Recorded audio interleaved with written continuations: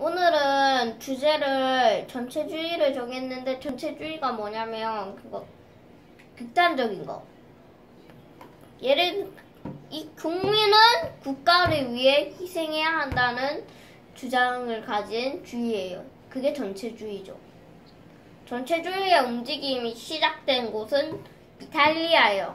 이탈리아는 일단은 1차 세계대전, 원래는 그거 1차 세계대전 전에는 영국, 예전에는 그거 독일, 오스만 제국이랑 한 팀이었었는데 1915년에 영국, 프랑스한테 넘어가가지고 그 대신에 그거 여기 아드리아해 주변 파우메랑 도시와 그 주변 지역을 넘겨받기로 약속이 되어 있었거든요. 그런데 영국과 프랑스가 독일 문제를 하고 있는 동안 이탈리아는 챙겨주지 않은 거예요. 그러니까 국민들은 화가 났죠, 당연히. 왜냐하면 그 이탈리아 국민들은 거의 영국과 프랑스에 비해서 전사자는 적지만 한 70만 명의 국민들이 목숨을 걸고 싸웠거든요. 그러니까 국민들 입장에서는 화가 나고, 그 다음에 연합군한테도 좀 마음에 안 들고, 연합군 엄청 화나고, 그 다음에 연합군한테 영토 하나도 받지 못한 정부가 어리석어 보였죠. 그런데 이때 그거 사회주의자들이 그거 러시아 혁명이 성공했잖아요. 멀리서. 그러니까 러시아 혁명은 유럽 주변에 아주 커다란 영향을 미쳐요. 그 영국이나 프랑스 같은 독일이나 그거 이탈리아 같은 유럽 국가들에서 혁명이 일어나는데, 사회주의자들은 일단 국민의 지지를 받기도 하고, 이 노동자를 임하던 사람들이 임금을 올려달라, 노동시간 단축해달라는 요구로 시위를 하는 거예요. 시위를 합니다. 하지만 진압돼요, 이런 건. 그 다음에 그거 파시즘이라는 세력이 있거든요. 이 세력의 그거 우두머리가 무솔리니라는 사람이었는데, 이 사람이 딱 보니까 일단 파시즘 세력들이 키워요. 파시즘 세력들이 키워가지고는 약 2년 후면 파시스의 단원이 약 70만 명 가까이 돼요. 무솔리니의 파시즘에. 자, 그런데 그 무솔리니는 로마 시민들에게 연설을 하나 하는데, 일단은 로마 시민들이 자신의 중심으로 똘똘 뭉치면 과거의 로마 제국을 다시 살릴 수 있다. 로마 제국이 뭐예요? 로마 제국이 궁금하신 분들은 그거 제 로마 편 1탄, 2탄, 3탄 봐주세요. 자, 그러니까 이 무솔리니는 정부를 무너뜨리기 위해 가지고 2만 명의 파시스트 당원들을 이용해가지고 2만 로마 진군이란 거랍니다. 그런데 그거 이탈리아 국왕 환영이에요, 무솔리니를. 왜냐하면 그거 사회주의자들을 막기 위해서였죠. 사회주의자들은 노동자들을 중심으로 파업을 했는데, 이 노동자 시위가 심해지니까 무솔리니가 사회주의자들을 탄압해주기 바란 거예요. 그러니까 무솔리니는 손쉽게 국왕으로부터 총리 자리를 넘겨받습니다.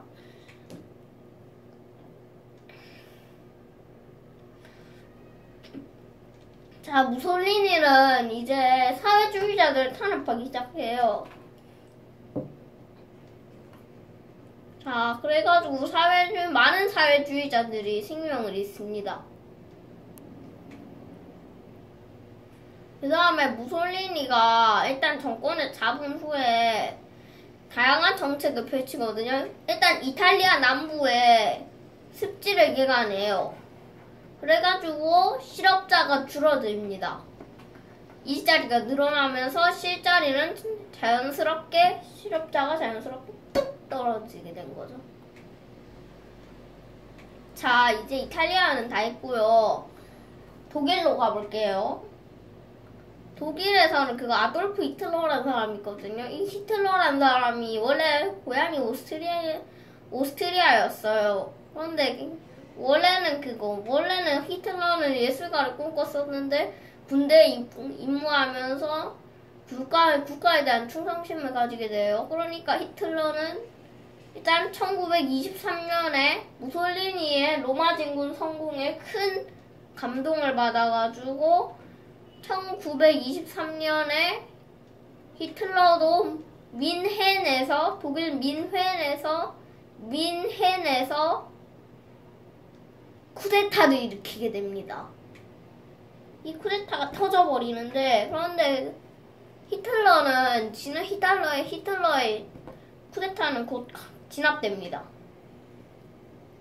자, 그래가지고 히틀러는 감옥에서 약 9개월 동안 생활했는데 팔이 부러졌어요, 오른쪽 팔이. 그런데 히틀러는 감옥에서 그거 나의 투쟁이라는 책을 썼는데, 이 책이 뭐 자신이 왜 파시즘주의자인가, 왜 자기가 파시즘인가 이런 걸 썼는데, 아무튼 히틀러는 감옥에 나오자마자 연설을 하는데, 이 연설이 뭐냐면, 나는 오로지 독일을 위해서 쿠데타를 일으켰다.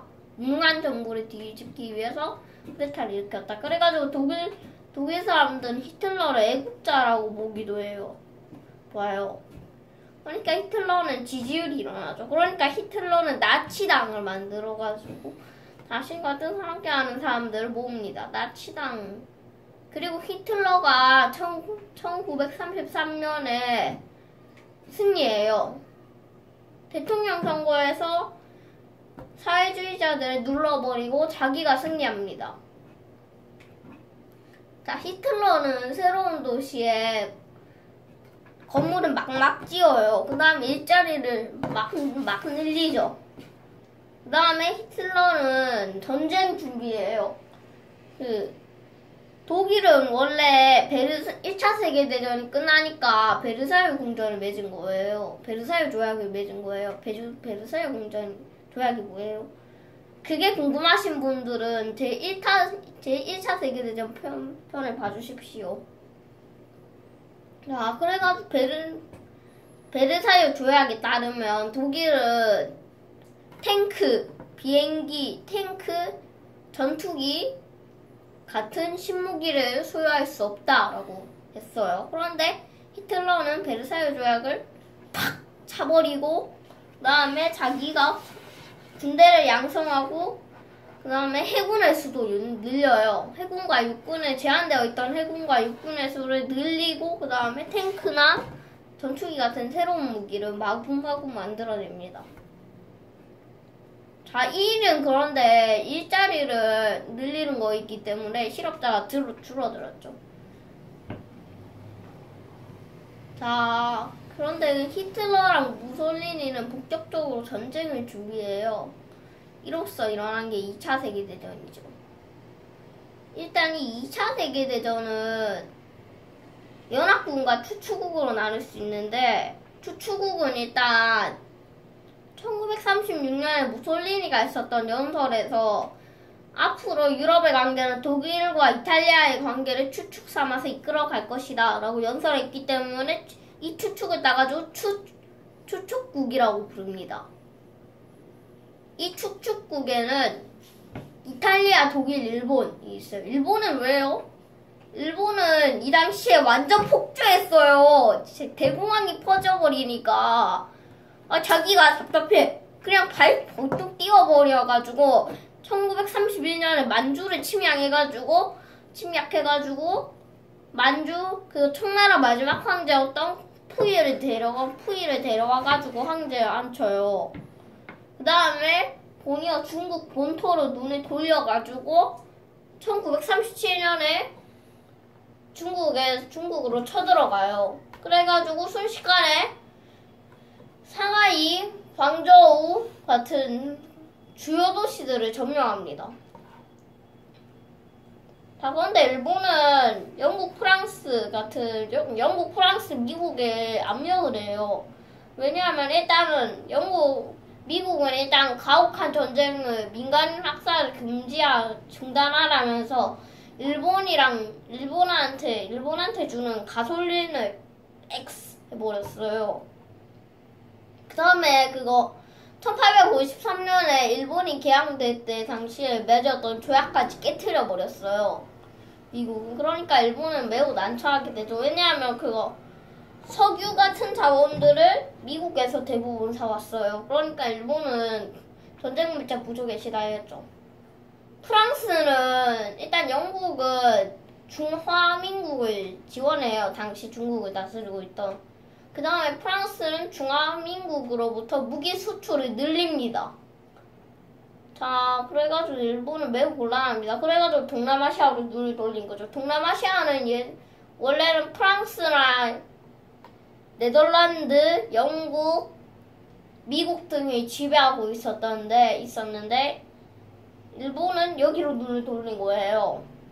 동남아시아는 석유 자원이 풍부하다 보니까 일본은 굳이 미국을 하지 않아도 할 수 있다는 거, 석유를 구할 수 있다는 거예요. 그러니까 일단은 일본은 1940년 9월에 베트남을 침략해가지고 점령하고 이어가지고 라오스, 캄보디아, 태국, 그 다음에 미얀마까지 점령합니다. 그 다음에 남쪽으로 내려가가지고 말레이 반도를 장악하고 인도네시아 지역을 장악합니다. 자, 유럽사가 이로써 연합국과 추축국이 팡판 붙는데 이 이야기는 다음 시간에 해볼까 하거든요. 안녕히 계십시오.